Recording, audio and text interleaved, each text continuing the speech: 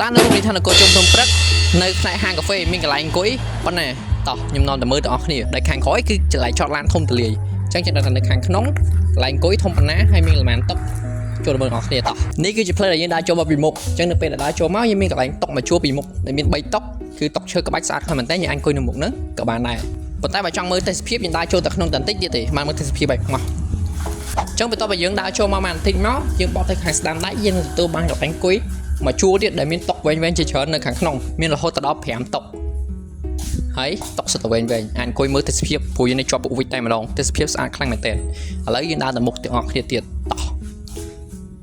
យើងដើរមកមុខទៀតមកយើងនឹងមកដល់កន្លែងមួយទៀតយើងមានសាឡុងមានផ្នែកខាងក្នុងហើយយើងអង្គុយកន្លែងនេះក៏បានឬក៏យើងទៅអង្គុយខាងក្រៅក៏បានដែរខាងក្រៅគឺតលាឲ្យស្អាតខ្លាំងមែនតើឬអ្នកជិតថតអង្គុយកន្លែងនេះគឺលោកថាតែញ៉ៃមើលទេសភាពបានខាងក្រៅល្អស្អាតយើងចង់អង្គុយ indoor ក៏បានដែរដើរចូលមកខាងក្នុងតិចមកគឺយើងមាន indoor ដូចគ្នាខាងក្នុងយើងមានពពកតែពពកនេះ fake ទេពពកខាងក្រៅមែនតើនេះគឺជាខាងក្នុងយើងទឹកក៏ធំទលាដែរមានសាឡុងមានតុមានកៅអីដូចគ្នាអង្គុយភាសាការងារក៏បានដែរមក date មកអីក៏បានដែរមកអាមហើយកន្លែងនេះគឺនៅខាងក្រៅដែលជាកន្លែងដែលភ្ញៀវយើងចូលចិត្តមកអង្គុយកន្លែងហ្នឹងគឺ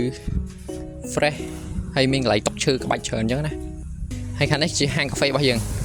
ហើយដូរកាហ្វេហើយមកអង្គុយកន្លែងហ្នឹងបានព្រោះអីនៅមុខនេះ fresh ចុះអញ្ចឹងណានេះជាពិសេសកន្លែងនេះមួយទៀតជាកន្លែងដែលគេនិយមថតរូបមកនេះនេះឡើយខ្ញុំស្រឡាញ់ក្នុងព្រឹកលយយកតែមែនតើអញ្ចឹងកន្លែងយើងនៅខាងមុខมันមានតែប៉ុណ្្នឹងនៅមានខាងលើមួយទៀតឥឡូវខ្ញុំបង្ហាញតែប៉ុណ្្នឹងសិនវីដេអូក្រោយខ្ញុំនាំទៅលេងនៅខាងលើ